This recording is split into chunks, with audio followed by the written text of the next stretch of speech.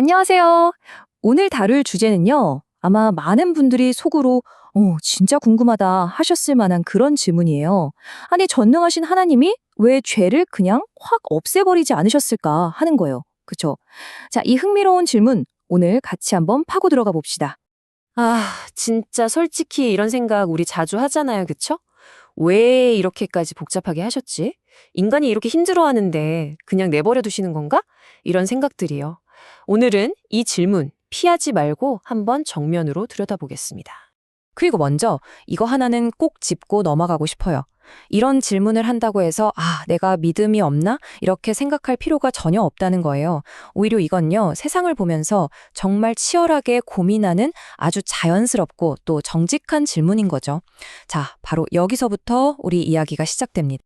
자, 이 질문에 대한 답을 찾으려면요, 우리가 먼저 죄라는 걸 어떻게 생각하고 있는지 그 개념부터 다시 한번 봐야 해요.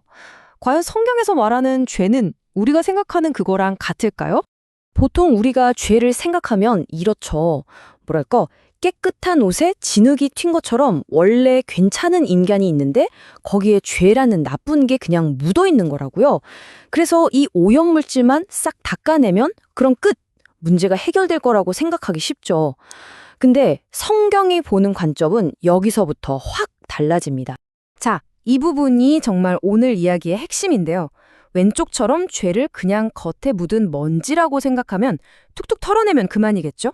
하지만 성경은 오른쪽처럼 죄를 우리 존재 자체, 완전히 스며들어 버린 하나의 상태로 본다는 거예요. 이게 무슨 말이냐면 비유하자면 소금을 물에 넣은 거랑 똑같아요. 일단 녹아버리면 그 물에서 소금 알갱이만 다시 쏙쏙 골라낼 수 있나요? 불가능하죠. 죄가 바로 그렇게 우리 존재랑 분리할 수 없는 상태가 돼버렸다는 겁니다. 자, 그럼 이 논리를 따라가 보면 정말 충격적인 결론에 이르게 됩니다. 만약에 죄가 인간과 분리할 수 없는 상태라면 하나님이 죄를 없애기로 마음 먹으셨다면 그건 곧 죄와 한 몸이 된 인간 자체를 없애야만 한다는 뜻이 되는 거죠.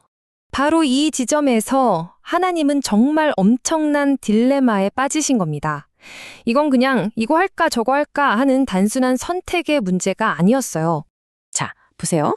선택지는 딱 두 개였습니다. 첫째, 죄를 없앤다. 그럼 어떻게 되죠? 사랑하는 인간도 같이 사라지는 거예요. 둘째, 어떻게든 인간을 살린다. 그러려면 죄 문제를 해결할 완전히 새로운 방법이 필요했던 거죠. 그리고 하나님은 두 번째 길을 선택하셨습니다. 바로 여기서부터 복음의 위대한 이야기가 시작되는 겁니다. 그러니까 하나님은 이 둘 중 하나를 포기하는 방식을 쓰지 않으셨어요. 대신에 이 두 가지 어려운 문제를 모두 끌어안고 해결할 수 있는 정말 아무도 생각지 못했던 제3의 길을 보여주셨습니다. 한번 생각해 보세요. 이 해결책이 만족시켜야 할 조건이 있었어요. 첫째, 죄는 절대로 그냥 넘어갈 수 없는 문제예요. 공의는 반드시 세워져야 하죠. 둘째, 그렇다고 해서 인간을 포기할 수도 없어요. 사랑이 최우선이니까요. 자, 그럼 어떡하죠?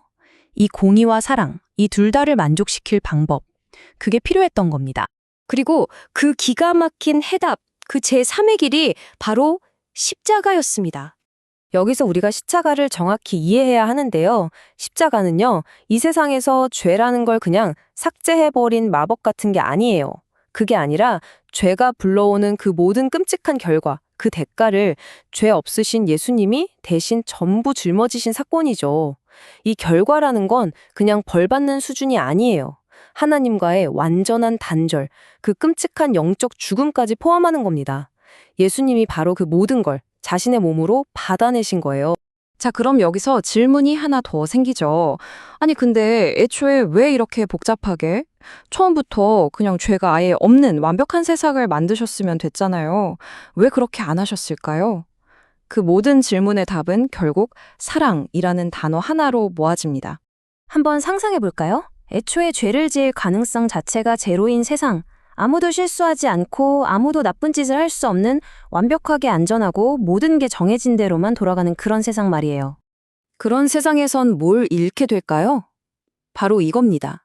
죄를 지을 가능성이 사라진다는 건 나쁜 걸 선택할 자유만 없어지는 게 아니에요. 좋은 걸 선택할 자유, 즉, 자유의지 자체가 사라진다는 뜻이죠. 한번 생각해 보세요. 선택의 자유가 없는 로봇이 사랑합니다 라고 말하는 게 진짜 사랑일까요? 아니죠. 진정한 사랑은 자유로운 선택이 있을 때만 가능하니까요. 결국 하나님은 선택하셔야 했습니다.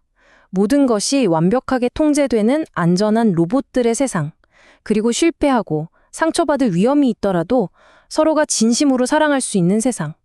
하나님은 후자를 선택하신 겁니다. 그리고 그 선택에 따르는 모든 위험과 아픔은 결국 십자가를 통해 하나님 자신이 전부 감당하셨고요. 자, 그럼 이제 오늘 이야기의 조각들을 하나로 모아보겠습니다. 하나님이 왜 죄를 그냥 없애지 않으셨는가? 그 결론입니다. 오늘 우리가 나눈 모든 이야기를 딱 한 문장으로 정리하면 바로 이겁니다. 하나님은 죄를 없애는 분이 아니라 죄인을 살리시는 분이다.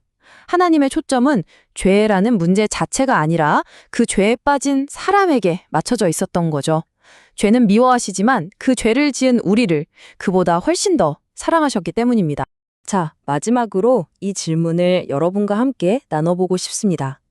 완벽하게 안전하지만 사랑이 없는 세상, 그리고 위험이 따르지만 진짜 사랑이 가능한 세상, 이 두 가지 길 앞에서 하나님이 하신 선택은 지금을 살아가는 우리에게 묻고 있는 것 같아요. 당신의 인생에서 정말로 가장 중요한 것은 무엇입니까? 하고 말이죠. 한번 깊이 생각해 볼 만한 질문인 것 같습니다.